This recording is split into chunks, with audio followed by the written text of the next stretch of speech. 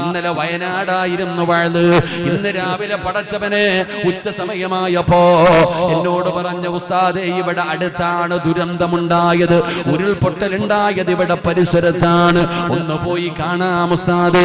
എന്റെ പ്രിയ സുഹൃത്ത് ഷഹീർ ബദരി എന്നെ വിളിച്ചുകൊണ്ട് പോയി. സഹോദരാ, ആദ്യമായിട്ട് കടന്നു ചെന്നത് ഒരു ഖബർസ്ഥാനിലാണ്.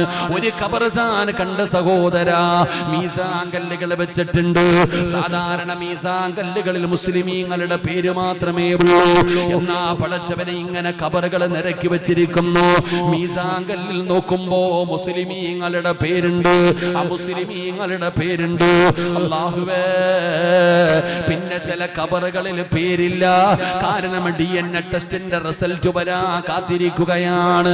എന്റെ പ്രിയപ്പെട്ട സഹോദരാ, ഞാൻ ചുമ്മാതെ ഇങ്ങനെ ഒന്ന് നടന്നു നോക്കി. ചെറുപ്പക്കാരാ, ആ ഖബർസ്ഥാനിലൂടെ ഇങ്ങനെ ചെറുതായിട്ടൊന്ന് നടന്നു നോക്കുമ്പോ അതാ വെച്ചിരിക്കുന്ന ഒരു മീസാൻ കല്ല് വലുപ്പം കൂടിയതാണ്. ഒരു മീസാൻ കല്ലിന് വല്ലാത്ത വലുപ്പം കൂടുതല്. പടച്ചറബേ, ഞാൻ അതിന്റെ മുമ്പിലേക്ക് ചെന്ന് നോക്കുമ്പോ ആ മീസാൻ കല്ലില് മൂന്ന് കുട്ടികളുടെ ഫോട്ടോ വെച്ചിരിക്കുകയാ.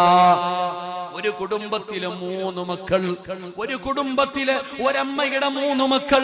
ആ 3 കുട്ടികളുടെയും ഫോട്ടോ ഇങ്ങനെ വെച്ചിട്ടുണ്ട്.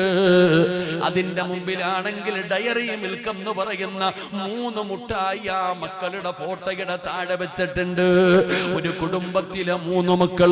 പെട്ടെന്ന് എന്റെ മക്കളെ എനിക്ക് ഓർമ്മ വന്നു. എന്റെ സിനാനിനെയും എന്റെ നഈമിനെയും എന്റെ നുഅ്മാനിനെയും എനിക്ക് ഓർമ്മ വന്നു. 3 ചെറിയ മക്കൾ കളിച്ച് ചിരിച്ച് നടന്നവരാണ്. തൊട്ടടുത്തവരുടെ അമ്മയുടെ ഖബർ. സഹോദരാ, അല്ലാഹ് ചെയ്ത നിഅമത്ത് എന്തെന്നറിയോ? അവിടെ നിന്നും ഇവിടെ നിന്നും എല്ലാ ശരീരഭാഗങ്ങൾ കിട്ടിയപ്പോ കൊണ്ടുവന്നൊരു ഖബറിനകത്ത് ഇങ്ങനെ അടക്കുകയാണ്. ആ കുട്ടികളുടെ ആ 3 പേരുടെയും ശരീരഭാഗം ഒരു ഖബറിനകത്താണ് കിട്ടിയത്. പടച്ചവനെ, തൊട്ടടുത്തവരുടെ അമ്മയുടെ ഖബർ. സഹോദരാ, എന്തെല്ലാം സ്വപ്നങ്ങളായിരുന്നു. ഉസ്താദേ, ഇനിയും ഒരുപാട് ജനാസ കിട്ടാനുണ്ട്. അവസാനം ദുരന്തം നടന്ന സ്ഥലത്ത് ചെല്ലുമ്പോ സുബ്ഹാനല്ലാഹ്,